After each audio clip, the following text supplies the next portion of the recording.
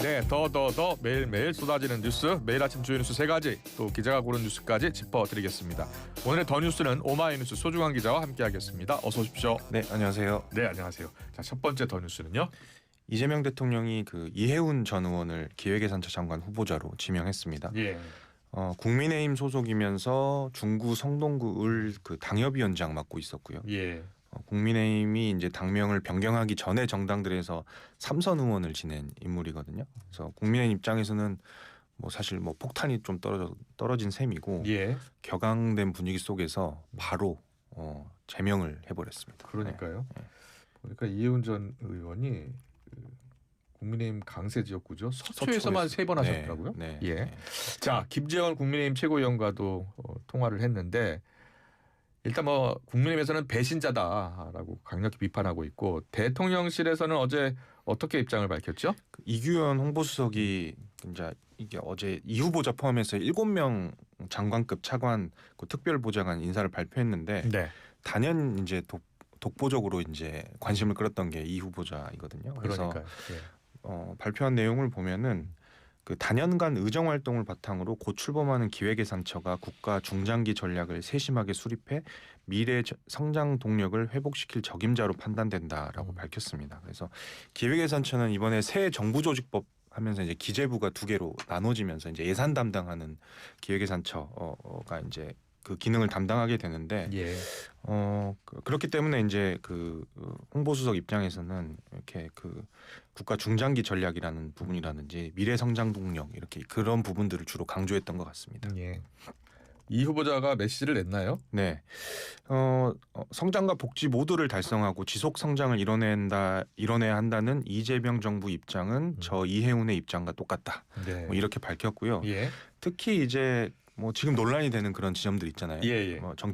정치적으로 그런 부분을 좀 탄핵을 의식한 공개적으로 반대하기도 했잖아요. 예, 그래서 그런 부분들을 좀 의식한 메시지도 있었습니다. 예. 그래서 경제 민생 문제 해결은 정파나 이념을 떠나 누구든지 협력해야 할 일이라는 게 저의 오랜 소신이다. 이런 메시지도 있었고 예. 정치적 색깔로 누구에게도 불이익을 주지 않고 적임자라면 어느 쪽에서 왔든지 상관없이 기용한다는 이재명 대통령의 방침에 깊이 공감한다. 이렇게 말하기도 했습니다. 국민의힘은 어떻게들 반응했나요? 이게 어제 서면 최고위원회의를 예. 열었습니다. 저도 정치부 기자 생활을 좀 하긴 했지만 되게 드문 사례거든요.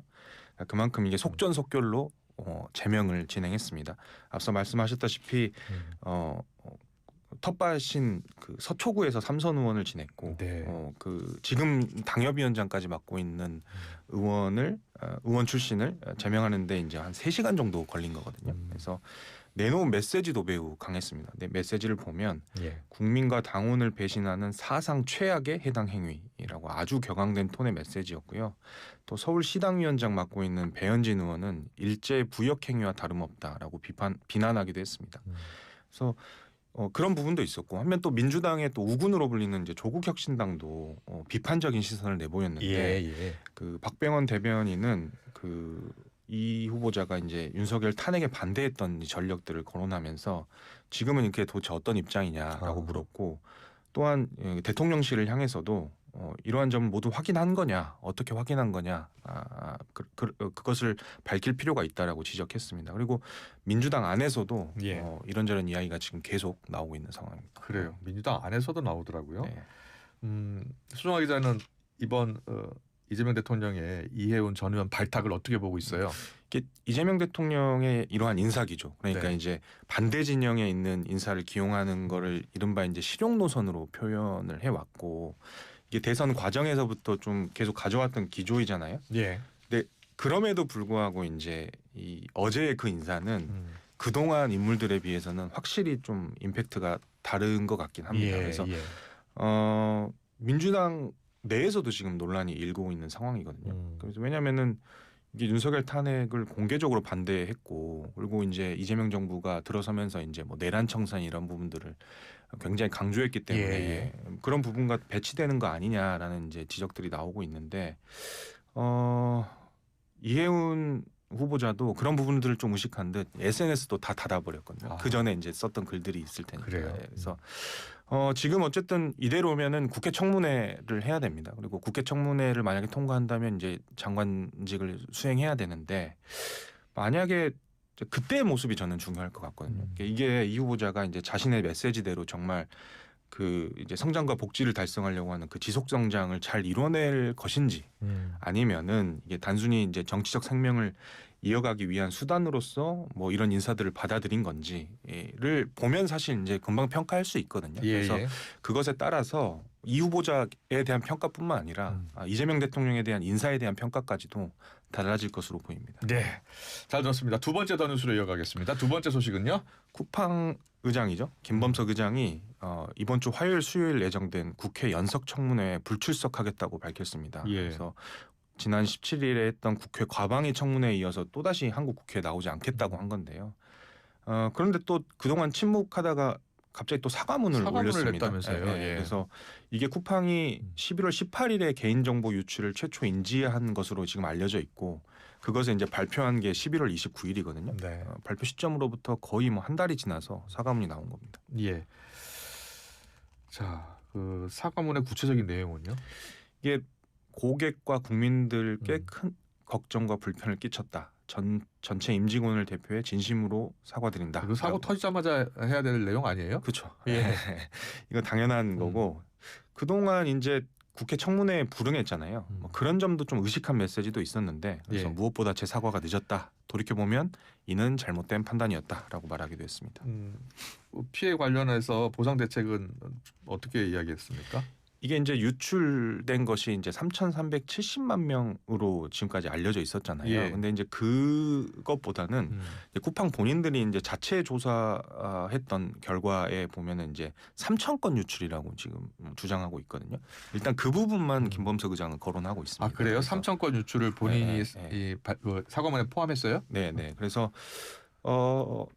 쿠팡이 이제 크리스마스 당일이거든요. 예. 지난주 목요일에 이제 갑자기 그때 자체 조사 결과를 발표를 맞아요. 했었어요. 그래서 예. 이 발표에 따르면은 그 유출자라고 하는 사람이 뭐 이렇게 쿠팡 로고가 그려진 에코백에 그 노트북 넣어가지고 뭐 화천에 버렸. 그러니까요. 그 노트북도 찾아서 봤다는 거 아니에요? 라는 예. 건데 이제 쿠팡의 발표에 따르면 이 유출자가 3,370만 개의 그 정보에 접근하긴 했는데 실제로 이제 3,000개의 정보만 저장했고 이것이 이제 제3자에게는 전송되지도 않았다. 뭐 이렇게 지금 발표를 한 상황인데 정부는 사실 이거는 확인되지 않은 거라고 이제 갑자기 반박을 해서 아니, 보통 이런 사고 터지면 경찰이 수사해서 발표해야 되는 거 아니에요? 네. 그래서 예. 셀프 조사 논란이 계속 일고 있는 상황인데 그 셀프 조사 내에서 유출됐다라고 하는 그 건에 대해서만 이제 보상을 하겠다라고 그래요? 사과문에 담겨 있는 상황입니다. 아, 그 3,000건에 대해서만 네.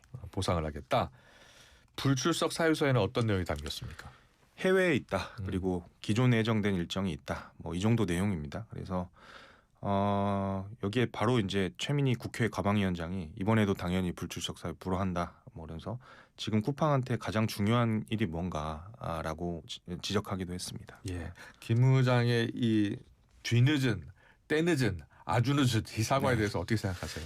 이게 뭐 사실 개인 대 개인의 사과도 뭐 마찬가지지만 예. 특히 뭐 책임 있는 위치에 있는 인물이 뭐 사회적으로 문제를 일으켰을 때 그리고 피해를 입힌 이들이나 우려를 표하는 대중에게 공개적으로 사과를 할 때는 저는 가장 중요한 게 타이밍이라고 생각하거든요. 예. 그래서 사과가 좀 투박하더라도 적절한 시기에 한 사과이냐. 예. 근데 그렇지 않고 뒤늦은 이빠른 사과가 있다고 할 때 전 전자에 훨씬 더 큰 의미를 두고 싶거든요. 그래서 네. 이번 김 의장의 사과는 늦어도 너무 늦었다는 게 제 평가고 그리고 더구나 사과문 내용에 비어 있는 점이 좀 많습니다. 그래서 예. 쿠팡의 아까 말씀드린 자체 조사, 그 셀프 조사 논란 빚고 있는 그 조사에만 딱 한정해 이루어진 사과로 보이고요. 그래서 예.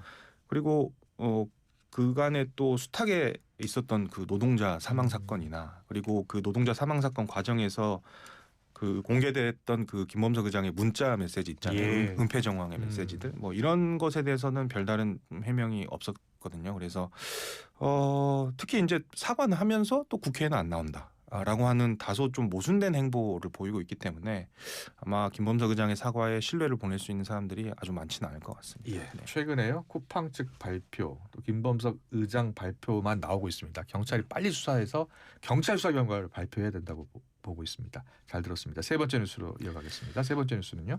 김병기 더불어민주당 원내대표를 둘러싼 논란 그리고 그의 거취와 관련된 이슈가 이제 거의 부풀대로 지금 부푼 모습입니다. 그래서 김병기 원내대표가 뭐 지금 사과는 하면서도 사퇴에는 선을 긋고 있긴 한데 당내에서 좀 거취 표명을 해야 되는 거 아니냐라는 메시지가 곳곳에서 나오고 있고 나아가 사퇴를 전제로 한 그 차기 원내대표 후보군까지도 지금 거론되고 있는 상황입니다. 예. 내일 입장 발표할 것이다라는 이야기 나오던데요. 내일 국회에서 이제 원내대책회의가 열리는데요. 이때 뭐 입장을 밝힐 것으로 지금까지 알려져 있습니다. 그래서 근데 지금까지 상황을 보면 뭐 사퇴 가능성은 그리 높지 않다는 게 이제 당 안팎에서 나오는 이야기고요.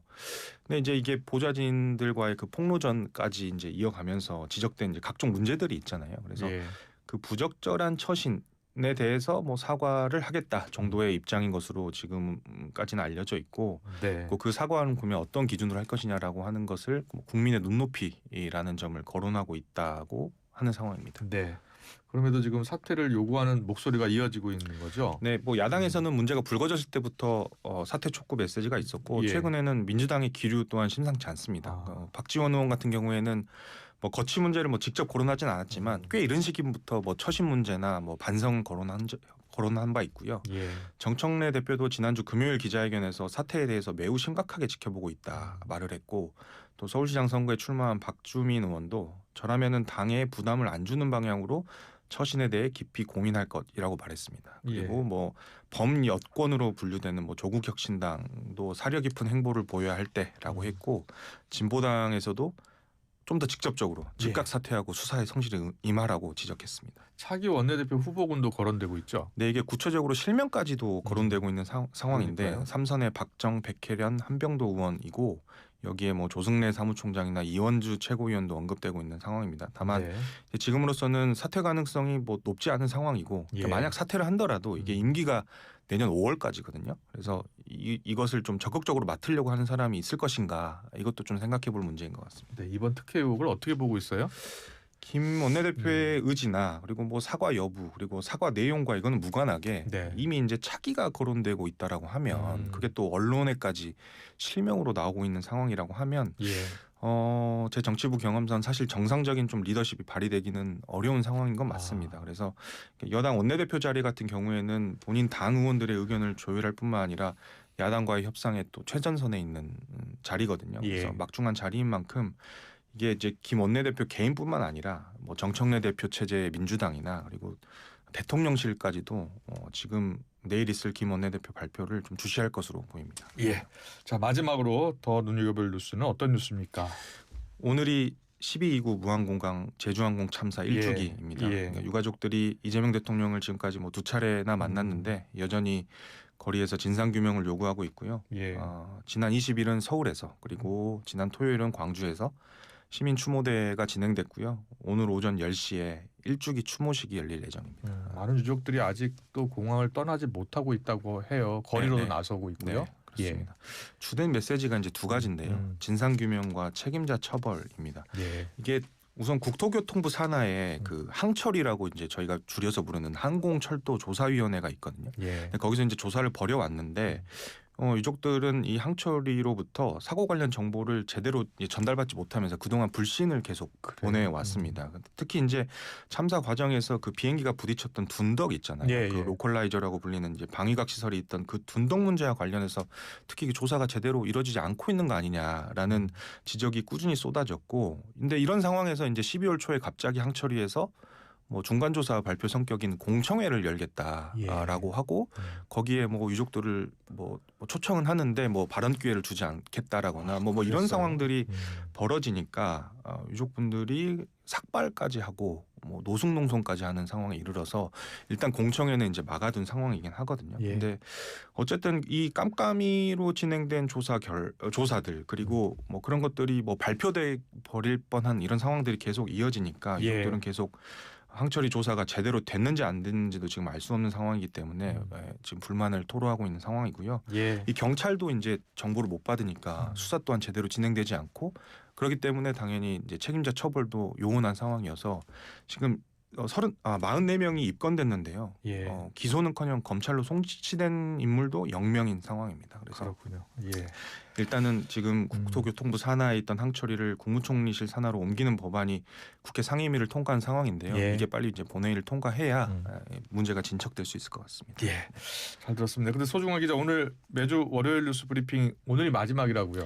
예, 그동안 월요일 아침에 이제 청취자분들과 만날 수 있었는데 예. 그렇지 못하게 돼서 많이 아쉽고 또 영광이었습니다. 그래서 저 또한 여기 월요일 뉴스 브리핑 하면서 성장하는 계기가 됐던 것 같고 예. 그래서 청취자분들이랑 여기 제작진분들 그리고 또 특별히 또 앵커님께도 감사의 말씀 드리고 싶습니다. 그동안 취재도 열심히 해주셔서 좋은 소식 많이 전해주셨는데요. 정말 잘 들었고요. 그동안 고생 많으셨습니다. 예, 수고하셨습니다. 네, 대타 필요하면 언제든지 예, 물론입니다. 예, 감사합니다. 알겠습니다. 네, 고맙습니다. 고맙습니다. 네.